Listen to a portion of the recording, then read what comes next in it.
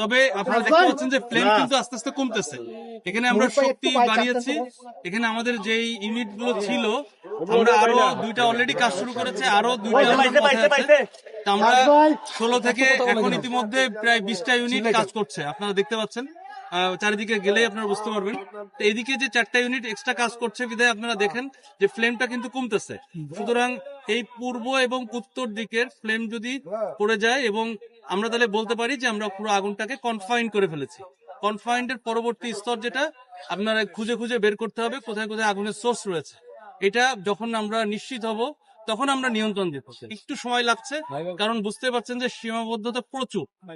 মানে এক এক করে সীমাবদ্ধতা বলি, যেমন আমাদের গাড়ি আসতে পারছে না সবগুলোই, আমাদেরকে এই বিশাল এরিয়াতে বিভিন্ন বড় বড় লাইন জোড়া দিয়ে দিয়ে আমাদেরকে এই আগুনের কাছে পৌঁছাতে হচ্ছে। এবং এখানে প্রচুর পরিমাণে আপনার ক্রাউড রয়েছে, যে কিছু আনরুলি ক্রাউডও রয়েছে যারা একটু সমস্যা করছে, কিন্তু এই আইন শৃঙ্খলা রক্ষাকারী বাহিনীর সাথে একটু টাসেলও হচ্ছে ছোটখাটো, তো সমস্যা নেই। তারপরে আমরা কাজ করে যাচ্ছি, আমাদের কাজে সহযোগিতা করতে যে আবার অনেক পাইপ কেটে ফেলেছে, আপনার জোড়া খুলে ফেলতেছে, এরকম কিছু কিছু সীমাবদ্ধতা রয়েছে।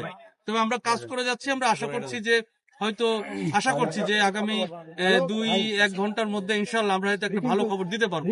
তবে এটা এখনো কিছু বলা যাচ্ছে না, কারণ এই পূর্ব এবং উত্তর দিকের আগুনটা এখনো ফ্লেম দেখা যাচ্ছে। পানির স্বল্পতা আছে কিনা? পানির স্বল্পতা নেই, কিন্তু সমস্যা হচ্ছে যে চারিদিকে হয়তো পানি আছে, কিন্তু পানিটা নির্দিষ্ট যে সোর্স আগুন যেখানে জ্বলছে অথবা যেখানে লিঙ্ক আপ হচ্ছে আগুনটা, সেই আগুনে পৌঁছাতে একটু সময় লাগছে। আচ্ছা, এই আগুন নিয়ন্ত্রণে আনতে আপনাদের প্রধান চ্যালেঞ্জটা মূলত কি ছিল? মানে 4 ঘন্টা 4.5 ঘন্টা হয়ে গেল। প্রধান চ্যালেঞ্জ হচ্ছে আমরা যদি শুরুতেই আমরা দ্রুত পৌঁছাতে পারতাম, কারণ আমরা প্রায় যখন এখানে পৌঁছাতেই আমাদের প্রায় আপনার 30 মিনিট, 35 মিনিটের বেশি সময় লেগেছে প্রথম ইউনিট, যেটা আমরা প্রথম ফার্স্ট রেসপন্স।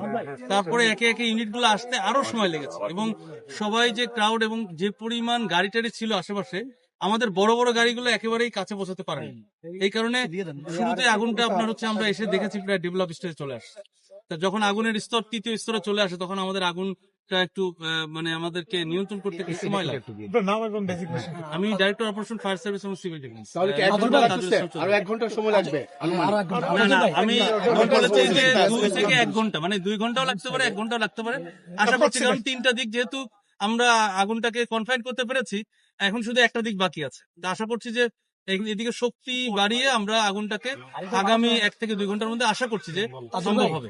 এর আগেও বহুবার এই বস্তিটাতে আগুন লাগছে, আপনারা নিয়ন্ত্রণে অনেক কিছু সংযোগ রয়েছে। আমরা এই আলোচনাগুলো আমরা লাস্টে যখন আপনার সম্পূর্ণ ব্রিফ দেবো তখন আমরা এই বিশ্লেষণগুলো বিভিন্ন জায়গায় ঘুরে ঘুরে দেখছি।